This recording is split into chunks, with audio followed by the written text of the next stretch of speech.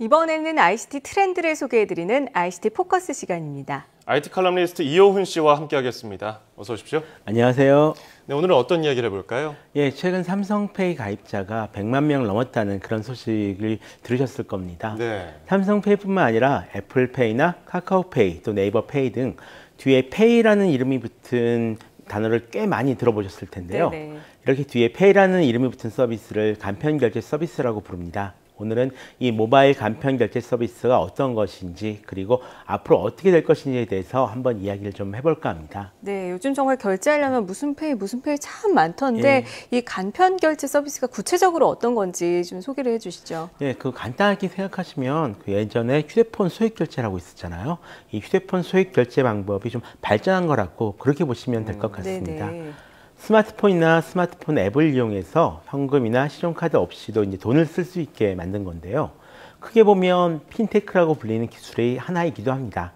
초기에는 모바일 지갑이나 스마트페이, 모바일 결제 등 굉장히 좀 다양한 이름으로도 불렸지만 지금은 모바일 간편결제나 그냥 간편결제라고만 부르고 있습니다. 새로운 형태의 결제 방식이어서 결제하는 방법 역시 굉장히 다양한데요. 스마트폰 앱으로 생성한 일회용 신용카드 번호나 아니면 요즘 많이 선물하시는 기프티콘처럼 바코드를 이용해서 결제하는 방법도 있고요. 아니면 신용카드 정보를 아예 스마트폰에 내장한 다음 그 정보를 가지고 결제하는 방법도 있습니다. 또 스마트폰 자체를 신용카드처럼 갖다 대는 그런 방법도 역시 있고요. 워낙 다양해서 처음 써보시는 분들은 조금 복잡해 보이긴 하지만 어떤 방법이든 간에 온라인과 오프라인을 가리지 않고 간편하게 결제를 할 수 있게 만드는 그런 것이 목적인 서비스인 만큼 금방 적응하실 수 있으실 겁니다. 네, 그러다 보니까 뭐 IT 전 세계 대기업들이 다 이 페이 서비스에다가 혈안을 막 하면서 계속 들이대고 있는데 그렇다면 이 간편 결제가 왜 이렇게 크게 붐을 일으키고 있을까요? 일단 우리나라 같은 경우에는 아무래도 작년에 대통령님의 천송이 코트 발언이 굉장히 중요한 사건이었습니다. 사실 우리나라 같은 경우에는 우리나라가 가진 ICT 인프라에 비해서 이런 간편결제 서비스의 성장이 굉장히 더딘 그런 나라였거든요.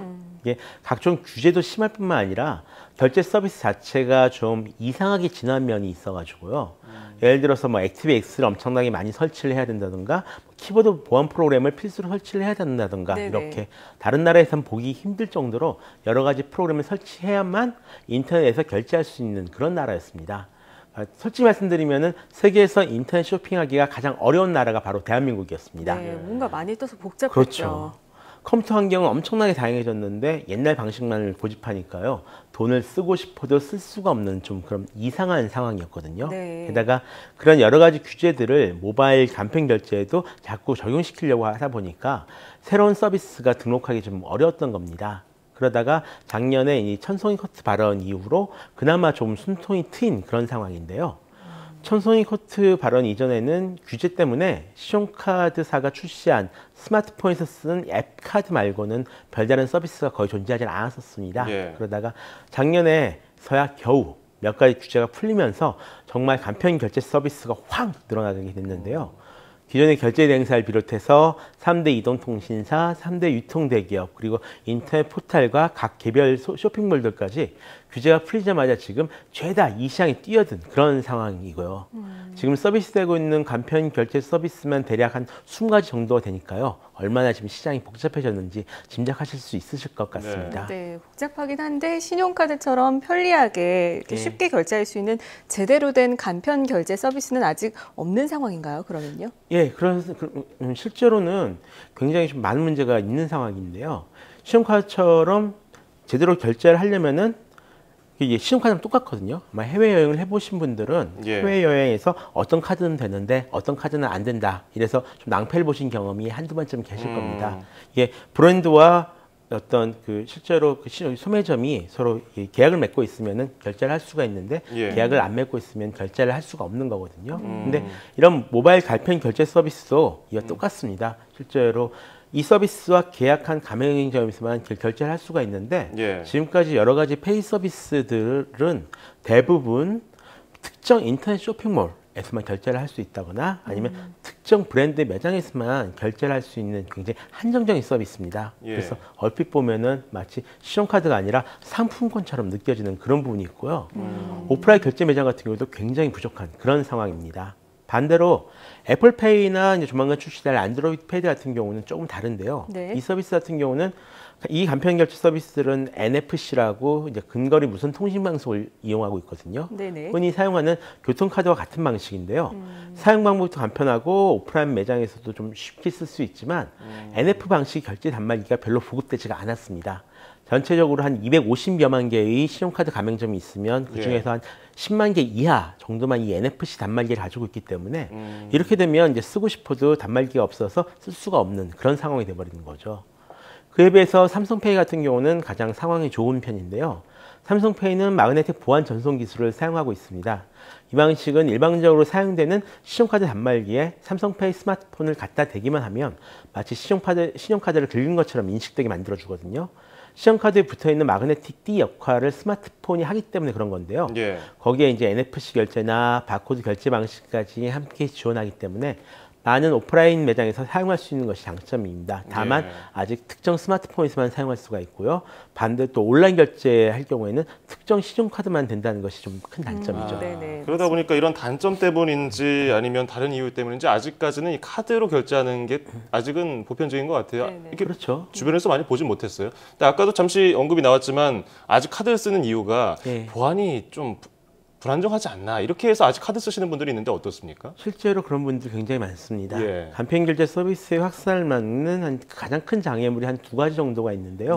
하나는 아까 말한 대로 신용결제 단말기 보급이 느리다는 거고요. 다른 하나가 바로 이 보안에 대한 불안감입니다. 실제로 구글에서 여전히 출시했던 구글 월렛 같은 경우에는 출시되자마자 이 보안 취약점이 발견되어서 바로 서비스가 중단된 그런 일이 있었거든요. 하지만 최근 출시되는 간편결제 서비스 같은 경우에는요, 지문 인식 등 본인 확인 방법과 또 이 보안 시스템을 대폭 강화한 상태이기 때문에 당분간은 크게 문제되는 일 없을 것 같다 이렇게 생각을 하고 있습니다. 하지만 그래도 전 걱정되시면요, 애플페이나 삼성페이 같이 해외 쪽에서 서비스하고 있는 업체들의 서비스를 고려해 보시는 것도 좋을 것 같습니다. 해외 쪽 보안 기준이 한국과 좀 다르기 때문에 그런데요.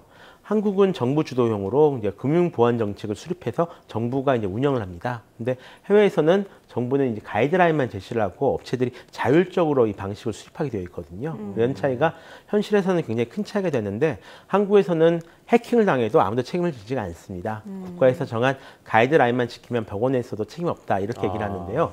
근데 해외에선 보안 문제가 터질 경우 그 업체가 다 뒤집어 써야 되기 때문에 한국보다 굉장히 보안에 적극적으로 대응하고 있는 그런 상황입니다. 네, 해킹을 당해도 책임을 지지 않는다. 참 불안할 수밖에 없는데요. 그렇다면 앞으로의 간편 결제 서비스 어떻게 발전을 해갈까요? 아무래도 지금 간편 결제 서비스를 이용해 보신 분들은 좀 상당히 많이 이미 있는 편입니다. 카카오페이 같은 경우는 1년 만에 가입 고객 500만 명, 결제 건수 1000만 건을 돌파했는데요.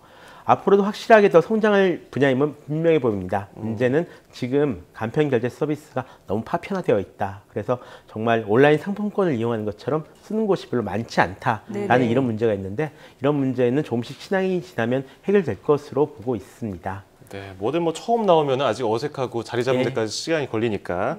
자, 지금까지 IT 칼럼니스트 이온 씨와 함께 모바일 간편 결제 서비스에 대해서 알아봤습니다. 오늘 고맙습니다. 고맙습니다.